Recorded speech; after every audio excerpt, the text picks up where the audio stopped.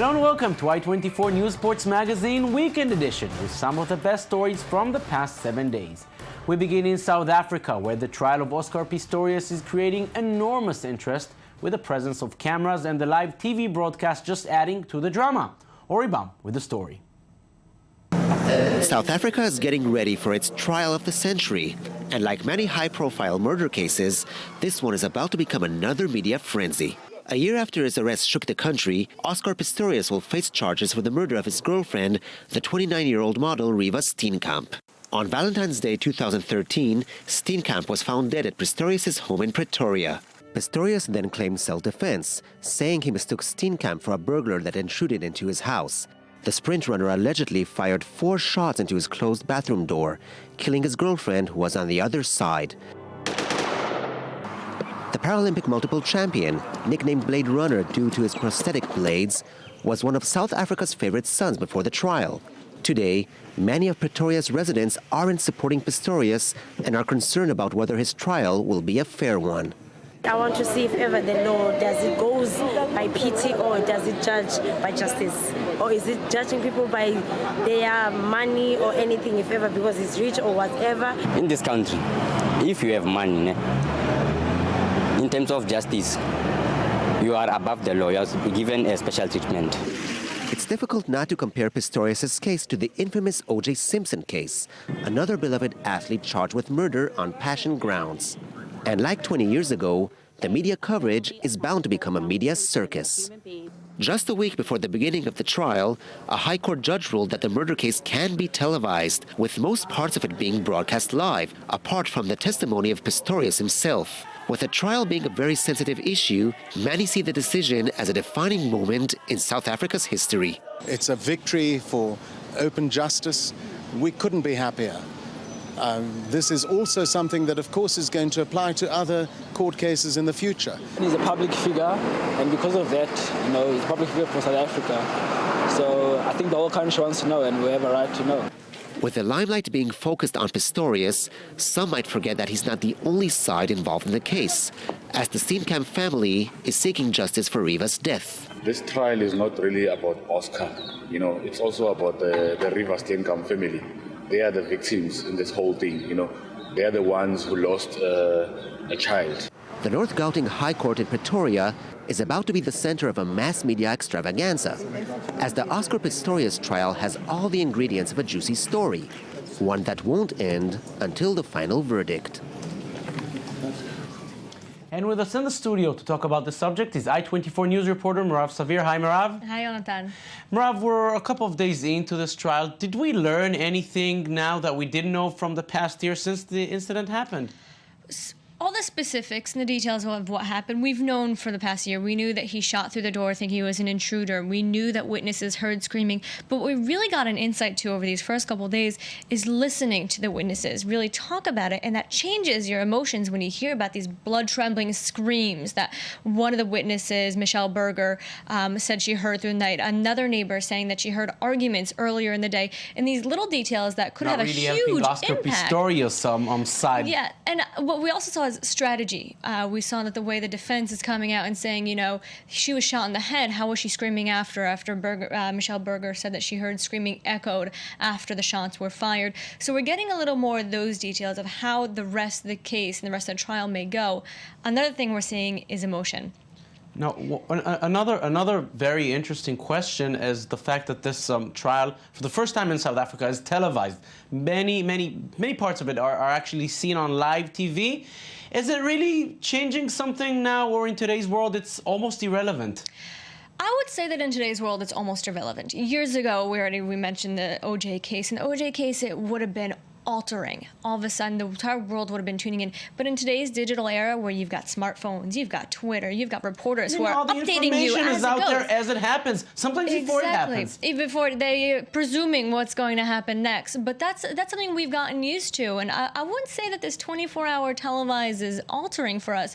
It actually could be harmful for the case. You already saw the judge warn the media because Michelle Berger had asked that she not be shown, just her audio be heard. and a South African TV station was shown on showed a TV. picture of her, and it's just creating more of this complexity for the trial itself. Now, you mentioned O.J. Simpson. We saw part of his story, and the story we've just seen.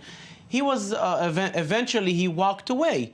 And are people saying, well, maybe the same thing is going to happen to Oscar Pistorius because he's a famous athlete, the Blade Runner, the hero that participated in the Olympics? If it does happen, how much noise are we going to hear? Is people saying he walked away only because of celebrity status? And that's always a concern that you have when athletes are involved, when celebrities are involved. Is, are they going to walk away because of their status? And the problem with South African courts is they're not always the most just ones. So you heard some of these South African residents saying, well, we really hope he doesn't walk away from this, because if he really did this, he needs justice. South Africa needs to see that they're actually doing something, that their courts are just, and they're not going to let this guy who was a hero for so many just walk off because of that title, hero, and because of his Olympic stance. Now, we also heard one Pretoria resident say the trial is not about Oscar Pistorius, that everyone's talking about him, we're talking about him, but also about the victim. A woman died here, Riva Steenkamp. How is her family coping with the fact that her name is hardly mentioned? Everyone is talking about Oscar Pistorius. We're doing it. Exactly. And for the Steam campaign, it may actually be a blessing in disguise. Obviously, they want their daughter's memory to be kept alive and for people to remember her for the good.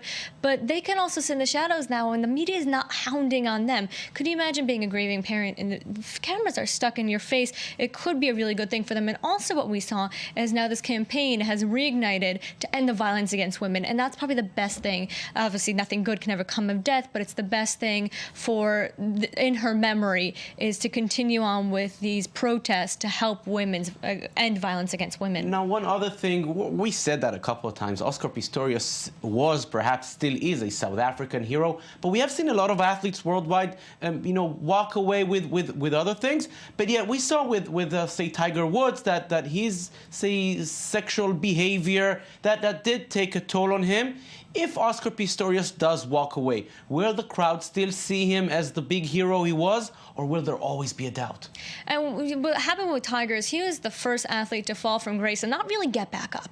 He doesn't have as many endorsements. His career isn't doing as well. And that's something that if Pistorius does walk away, I do believe you can see with him again, because you're seeing fans say he did it. In the past, it was very split, and because athletes came back, Kobe came back and he was great, Lakers legend. Still, nobody really talks about the case against him years ago, and this is something that we could see. We won't see with Pistorius. He's fallen from grace, and that may be where he's staying. Very interesting to see. And this trial obviously will create a lot of emotion. Merav Sabir, thank you very much. Thank you. If you work hard, you will become a successful athlete. So they say. Well, here's another secret. Have an athlete for a parent. Some of today's big stars are sons and daughters of former stars, raising the question, is it only hard work, or are genes responsible as well? Lise Barenboim tries to answer. Genetics often play a major part in sporting talent. One example is the 19-year-old football talent Enzo Zidane, who is following in his father's footsteps. The young Zidane has been summoned to France's national under-21 team, and perhaps this may be the beginning of a promising career. Many of them will make great careers. We might have to wait a bit, but it's true that this generation is very promising. Like his father, Enzo is right-handed, plays at the playmaker position, and wears the number 10 jersey. In sports, there are many sons of. The level of talent may vary, but the passion is often passed from generation to generation. In the Djorkaeff family, Jean preceded his son Yuri in the French national football team. The same goes for Italy, where the Maldini dynasty reigns in football. Cesare and his son Paolo have won the Champions League for AC Milan within a 40-year gap. Cesare even trained Paolo in the Italian national team from 1996 to 1998. Finally, there's a third Maldini, the grandson Christian. One of the most interesting sports tribes is the Noah family. The grandfather Zachary was a football player, Yannick the father was a famous tennis player, and now the grandson Joachim is an NBA All-Star. Some football players encourage their children to follow their way from a very young age. This is the case of David Beckham, who marvels at his son's Brooklyn's feats. The 15-year-old teen has trained in Manchester United, the club that launched his father's illustrious career. Sometimes, talent can affect all siblings. This is the case of the 3 Dufour-Lapont sisters from Canada. The sisters competed at the Sochi Winter Olympics in the ski jumping category, and 2 of them even stood on the podium. I'm so proud of my 3 daughters. The determination they had been showing us, it's totally amazing and it's incredible. However, it's not always easy to bear a famous family name. While Enzo Zidane prefers to play under his mother's surname Fernandez, a football fan decided to adopt Michel Platini's family name and even opened a museum dedicated to the legendary player. I started the museum in 1997. It was my dream because I was a fan of Platini from a very young age. People used to call me Gold Platini. For this reason, I got the idea. I researched it, and I decided in the future I will be a collector of things for this man. Michel Platini is the best player of all times. Even though Michel Platini's son Laurent preferred to become a lawyer instead of a footballer, one thing can be sure. The apple doesn't fall far from the tree, and sports legacies will continue one way or another.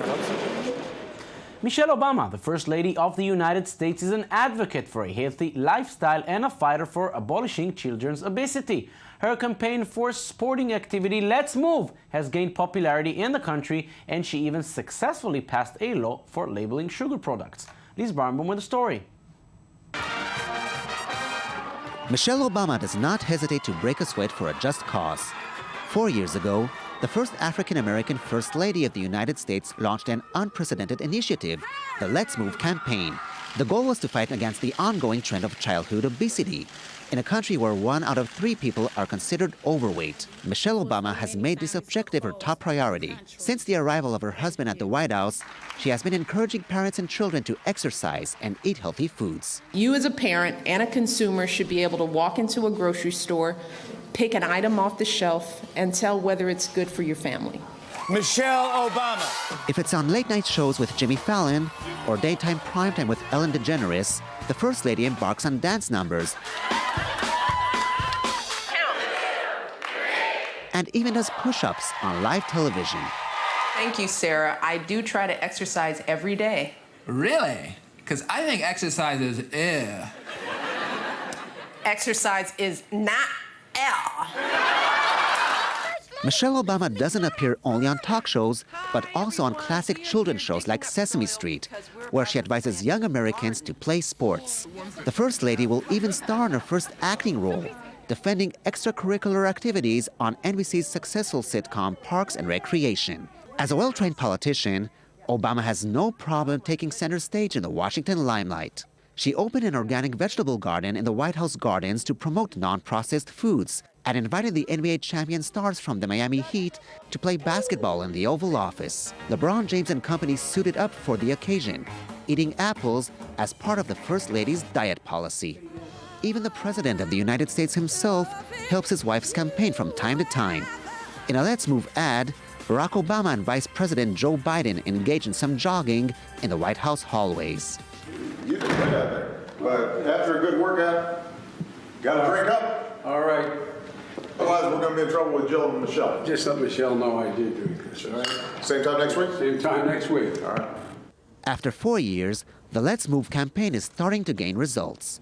Childhood obesity of kids between the ages of 2 to 5 has declined in the past year by more than 43%, an exceptional accomplishment by American standards. In her most recent accomplishment, Michelle Obama has passed a new law, changing the labeling of sugar products in order to encourage her fellow citizens to make more responsible food choices. Who knows? Maybe one day, Americans will cease eating junk food altogether. And joining us now in the studio is I-24 News anchor Natalie Ehrlich. Hi, Natalie. Thank you for joining us. Thank you. Natalie, we see Michelle Obama really taking on this endeavor, but with the American society being so supersized cultured, does she stand a chance? Yeah, absolutely. I think she does. I mean, first of all, let's just look back to former New York City Mayor Michael Bloomberg, and he did a really good with sodas job banning supersized sodas and trans fats. So we look to him, just even the FDA just recently in late 2013 enforced some of his measures on a broader scale. So some of his reforms really were able to gain popularity. Now, is it even vaguely possible to explain how there are so many people in America described as obese? Well, on the other side, this is a country frenzy. There's frenzy with sports. So many people work out. Well, I think that what this really stems from is a general American value on size. And so whether it's a large home... Make it big. Absolutely. So a large home, large meal, large cars, and essentially people see it as... it shows basically how much value you can get for your buck. Big is good. Exactly. And so the thing that's really important, though, is less affluent areas of the country, not necessarily on the coast, the South or the Midwest, really are dependent on fast foods. Yeah. And so it is really important for people like Michelle Obama, with her celebrity, to... Maybe she can change it. Exactly. We're going to follow that, and it's going to be very interesting to see if she succeeds. Natalie Ehrlich, thank you very much. Thank you. And that's it for this edition. Thank you very much for being with us. Enjoy the rest of your weekend. Bye-bye.